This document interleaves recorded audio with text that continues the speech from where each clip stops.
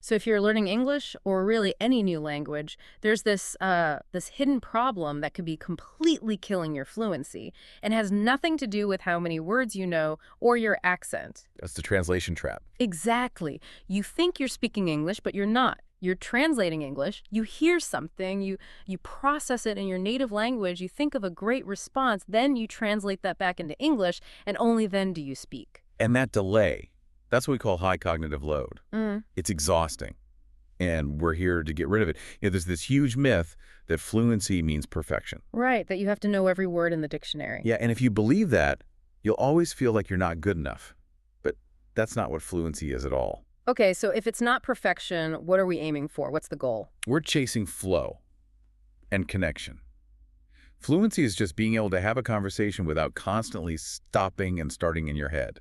Our mission today is all about breaking that habit. We want to help you build what we call English reflexes so you can respond almost instantly. Okay, let's get into that because the core conflict here is really fundamental. Conversation is fast. And translation is slow. So slow. It really is. Think about just trying to say something simple like, I am feeling tired today. The non-fluent brain goes through what, like 5 different steps just for that one simple sentence? Oh, easily. You have to find the phrase in your own language, then find the English words, then think about the verb tense, the structure. And by the time you've done all that, the person you're talking to is already on a totally different subject. You're just left there buffering. It's like a dial-up connection in a fiber optic world. And the only way around that is to build automatic responses, language reflexes. So you're not even thinking, you're just reacting. Exactly.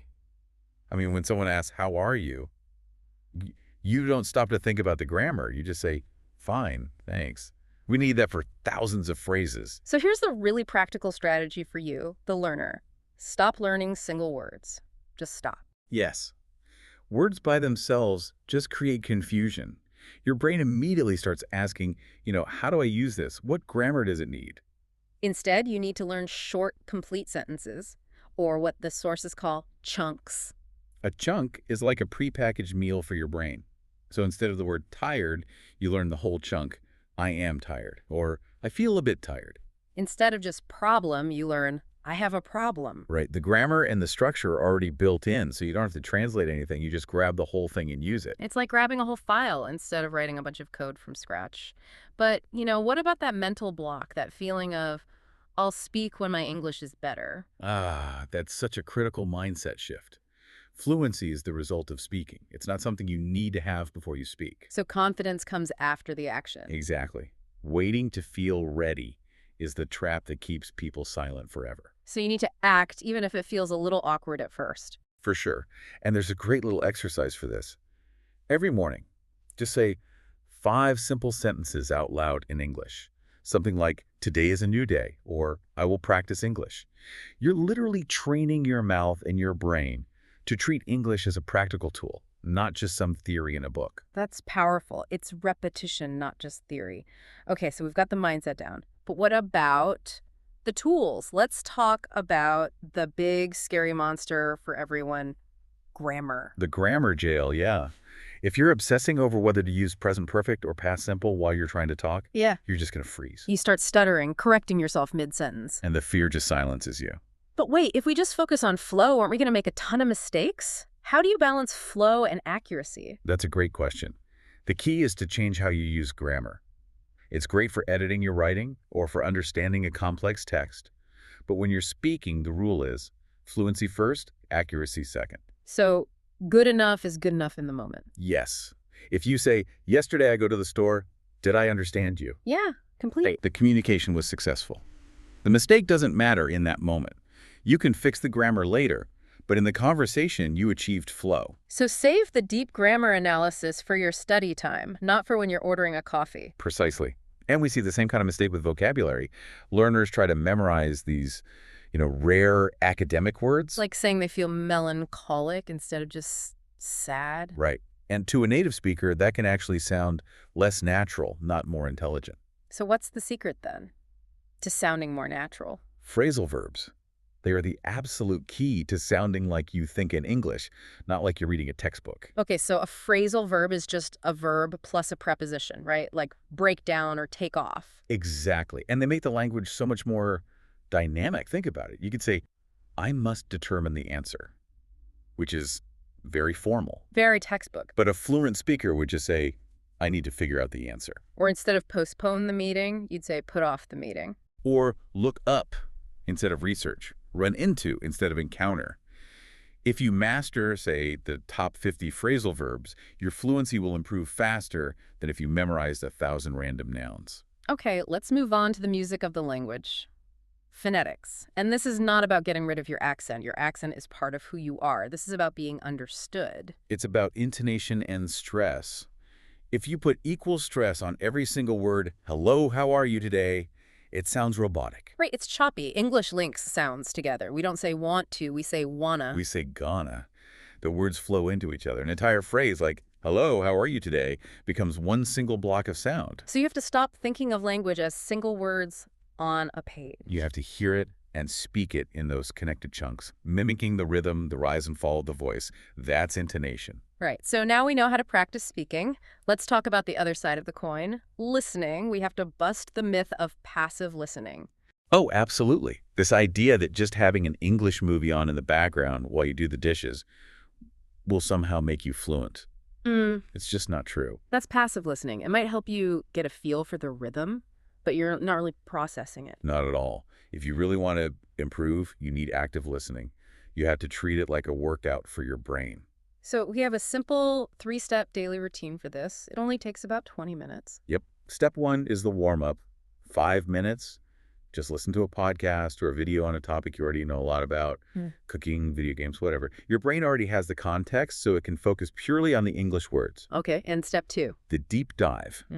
This is the hard part. You take a really short audio clip, maybe 2 minutes, and you try to transcribe it. Write down every single sound you hear. I found this so helpful when I was learning. It forces you to hear those tiny connecting words like in, at, the, that usually just fly by. It's an incredible focus exercise. And then step 3 is the shadow. You play that same clip again, and you speak along with the speaker. You're their echo. So you're mimicking their speed, their emotion, their pauses. Exactly. You're training your mouth muscles. It's muscle memory. Listening teaches your brain, but shadowing teaches your mouth. It connects comprehension with production. And if the speaker is just way too fast, that's where the 0.75 hack comes in. Turn the playback speed down to 0.75x. It's just slow enough that you can hear the individual words. Then once you've got it, you challenge yourself and bump it back up to normal speed, or even 1.25x. I love that. And you don't have to move abroad to do all this. You can create your own little English world at home. Absolutely. Change your phone's language to English. Watch things you actually enjoy, but in English. And talk to yourself. Record your own voice. Get used to hearing yourself speak the language. All right, now for my favorite part, the aha moments. Let's run through the top 10 translation traps that trip everyone up. Let's do it. Just being aware of these is a huge step. Okay, trap number 1, the preposition trap, saying, I go to home. The mistake there is thinking of home as just a place. In this context, it's an adverb. It describes direction. So the fix is simple. Just, I go home. That's it. Yeah. Next, trap number 2, I am agree. I hear this one all the time. It's because in many languages, agreeing is a state of being. But in English, agree is an action. It's a verb. So the fix is just, I agree or I disagree. Okay, trap number 3, another relationship one, married with. Classic direct translation. We just use a different preposition in English. The fix is married to. And trap number 4, this is related to listening. Listen to me. The verb listen almost always needs to before the object. This is one you just have to drill into your brain. The fix, listen to me. Okay, so that's prepositions. Let's move to verbs. Trap number 5, the double past tense. I didn't went. Right. English is efficient. The word did already marks the past tense. So the main verb goes back to its basic form. The fix is I didn't go. Trap number 6, talking about age. I have 25 years. In English, you don't own your age. You are your age. It's a state of being. So the fix is I am 25 years old. Exactly. Okay, adjectives. Trap number 7, and this one can be embarrassing, confusing EED and ING, saying I am boring. If you say I am boring, you're saying you make other people feel bored. Just remember, EED is for how you feel. ING is for the thing causing the feeling. Yeah. So the fix is I am bored. The movie is boring. Got it. Now for some tricky nouns. Trap number 8. People is. People looks singular because there's no S, but it's always plural. It's the plural of person, so the fix is always people are. Okay, trap number 9, adding an "es" to uncountable nouns. Informations, furnitures. Words like information, advice, luggage. They're treated as a single concept in English. They never get an S. The fix is to say some information, or if you have counted, a piece of information. And finally, trap number 10, explain me. You can't explain a person. You explain something to a person. The fix is explain this to me. Perfect. That's an incredible list. So many of those are just deeply ingrained translation habits. They are. And if you connect it all back, the solution is always active practice. You can't just wait for fluency to happen to you. So to wrap up our deep dive here, it all starts with your mindset. Stop translating and start building reflexes with sentence chunks. Then remember, grammar is a tool for later, not a jail for now. Focus on flow first. And use phrasal verbs to sound natural. Create that English world for yourself wherever you are. And we want to leave you with a final challenge for this week, something you can actually do. For the next 7 days, just pick one of these two things. Either talk to yourself out loud in English for just 2 minutes every single day, or spend 10 minutes transcribing a short audio clip like we talked about. If you do the work, that translation delay, it will start to shrink, I promise. Fluency is a journey of daily actions. And just catching yourself making these mistakes is the biggest step. If you start applying these ideas, you really will speak faster and with more confidence. So think less, speak more, and improve daily.